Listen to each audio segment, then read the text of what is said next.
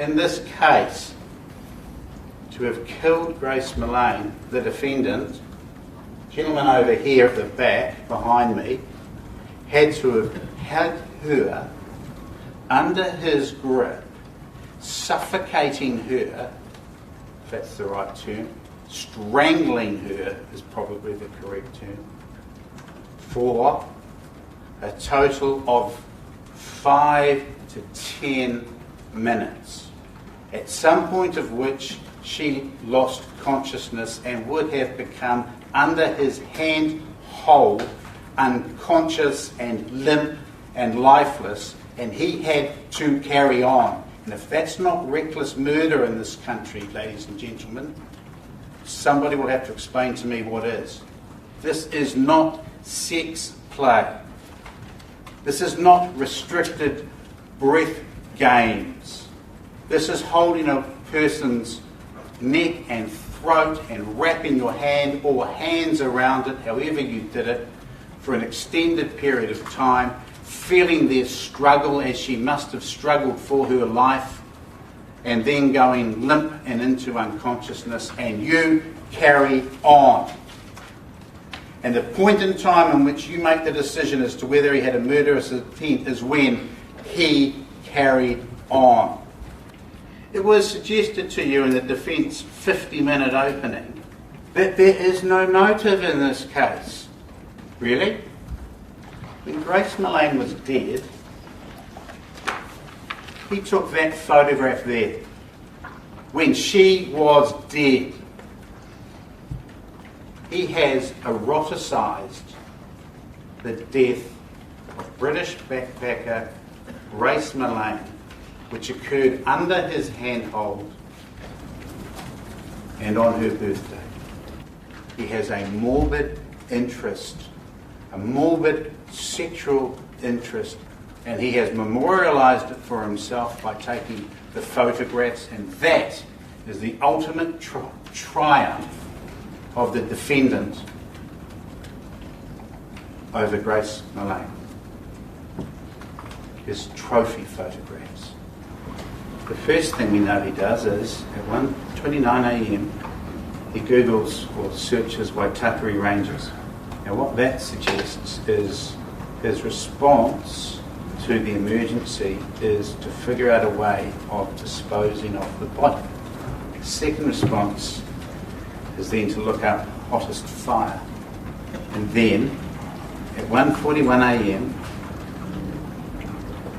he looks up, or he views on the website Pornhub. Then for the next 3 minutes he watches further porn sites, or he accesses further porn sites. And then at 1:46 to 1:49 he takes the 7 photographs. But that's interesting, because if they weren't taken after her death, then she has died after he has searched Waitakere Ranges and hottest fire, which is, we know, where he disposes of the body, in the Waitakere Ranges. So if those intimate photographs weren't taken after death, then he's planned to kill her. Then at 2:08, 2:24 he takes 12 more porn searches. Then he looks at 7:05 at rigor mortis. And do you know what he does at 7:51 a.m? He messages to check that their date is still on. To the warehouse, you can see him look around, you can see him looking at his options at the bag rack. Picks one he thinks will do the job. Goes to countdown, devising cleaning products, returns to Sea Life, countdown bags, and you can see him with the rug doctor. So at 9:31 he walks out of City Life lobby with the suitcases. So on the 3rd of December, that's the Monday, that's burial day. Gets the spade, digs a hole, covered it up, and then he went and bought a second suitcase, because that sets up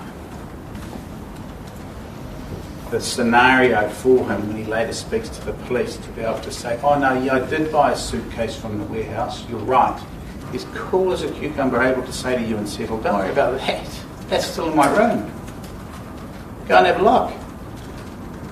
No, I haven't bought a suitcase to dispose of a body. Go have a look in my room. I'm telling you, that bag is still in my room. What's in it? Nothing. Nothing's in it. What was in it then? Nothing. Where did it come from? The warehouse. Which warehouse? Atrium. When did you buy it? That day, because I was going to have to move all my stuff out. And boy, that tells you something about his mindset. That tells you something about who you are dealing with in this case. Goes to Washworld, out at St Luke's, and that was followed at 4:50 p.m. by him dumping those items from a bag in Albert Park. There's lots and lots of people involved in some level of what's generically, broadly described as BDSM activity. And you know what? People aren't dying in their beds, are they, of this behaviour? They're not mounting bodies in the streets because someone's touched their neck in a bit of rough sex or held it for momentarily to give effect to some sort of pleasure. You shouldn't ask to be killed. You can't ask to be killed in this country. You can't consent to murder.